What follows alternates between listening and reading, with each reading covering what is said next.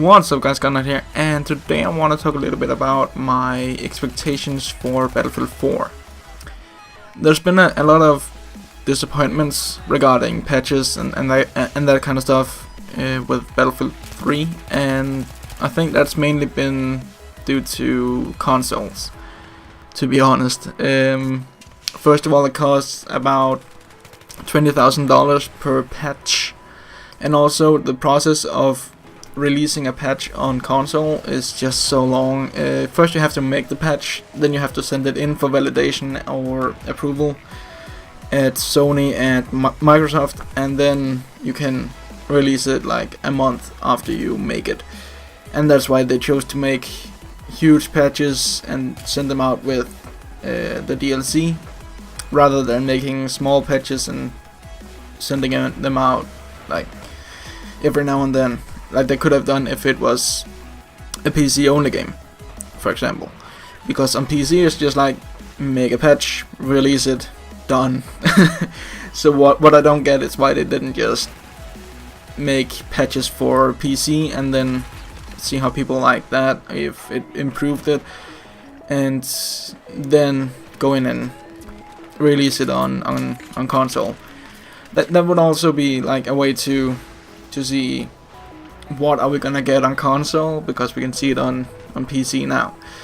I don't know. Maybe. Would probably just piss people off, so yeah.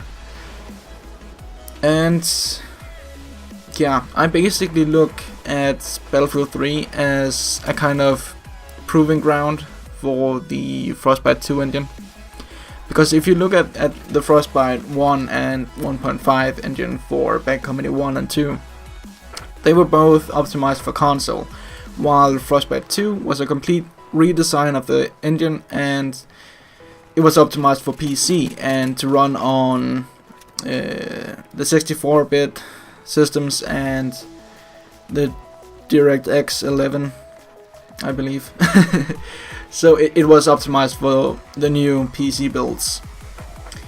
And they found a lot of issues that have now been fixed, like the PlayStation input lag, chat functionality, and sound drops. I don't think there was that many issues with the Xbox version, but I don't play on Xbox, so I don't know. I just haven't heard anything, but I know on PlayStation it was broken for the first like 6 months for some people, because of the input lag. But that has been fixed, and we probably won't see any of those things in Battlefield 4. And that's why I kind of look at Battlefield 3 as the proving ground for the Frostbite 2 engine, and their chance to kind of test it out and see what issues are we gonna see with console and the engine, and how can we fix that. And now they found the fix for the problem, and we probably won't be seeing it in Battlefield 4. Also, the DLC.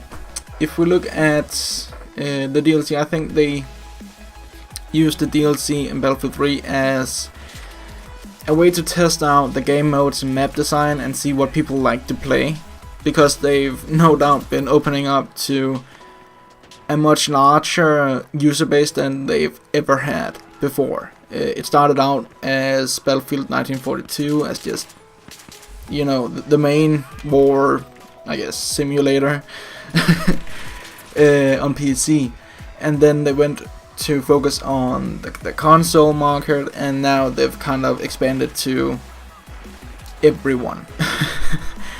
And yeah, so I think they used the game modes and map design in Battlefield 3 as kind of a way to see, okay, so this new user base that we have, what do they like to play? And if we look at the DLCs in general, we had first Back to Karkan, which was just an expansion of the base game, really. It was set in the same setting, and yeah, nothing really new about it. And it was okay. Kind of popular, but yeah. And then came Close Quarters, the most popular DLC for Battlefield 3. because it was just focused on infantry gameplay, and that is one of the greatest things about the Frostbite 2 engine, is the gameplay in itself, the gunplay.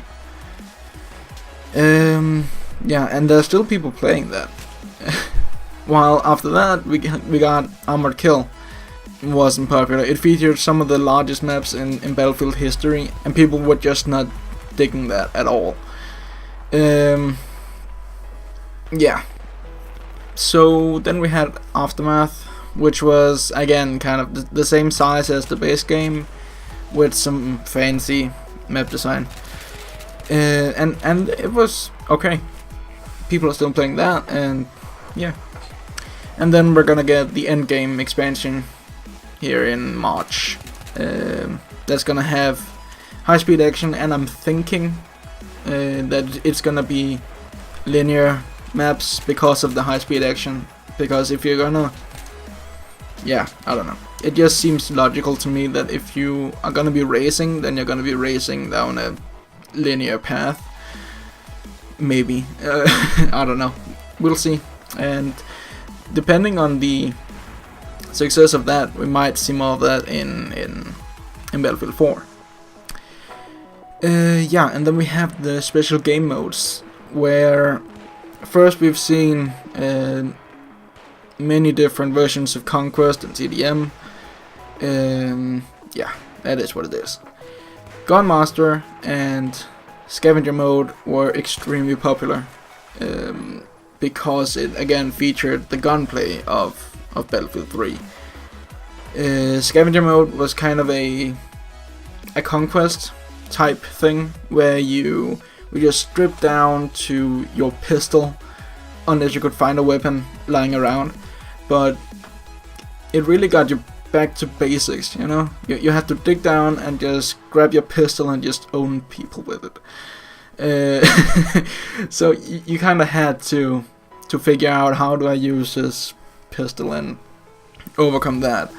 And Gunmaster did the same thing, like you had to adapt and overcome. And that is probably the best thing that they've done for Battlefield 3, is incorporate the whole adapt and overcome theme to their game modes. And those game modes are actually the most popular if you're gonna do something special, you know.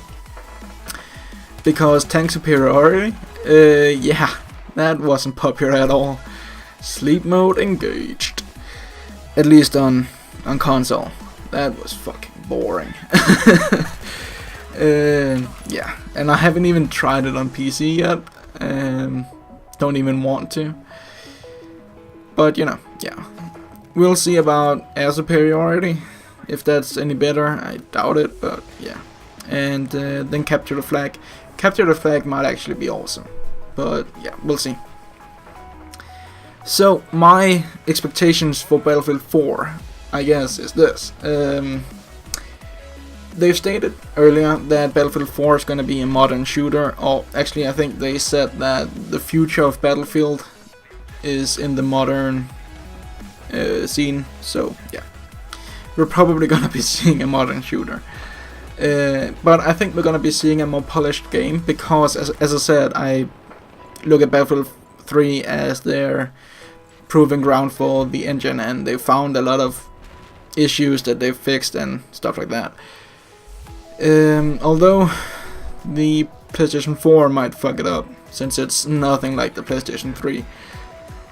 And it will probably release on PlayStation 4. So yeah. Also, I think we're gonna be seeing a focus on infantry-based combat and medium-sized maps.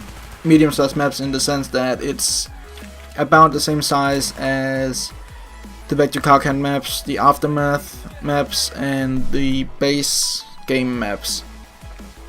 Because those map sizes are just the most popular if you want to just go in and have a game. I don't really hear people saying, oh, I wanna go play some Armored Kill, like, ever. So yeah, although close quarters is extremely popular still. So And yeah, then as I said, depending on the success of Endgame, we might see some more of this high speed action kind of stuff.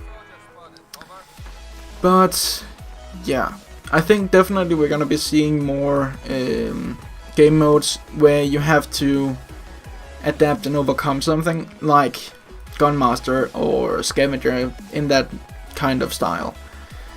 And yeah, I think that's pretty much it.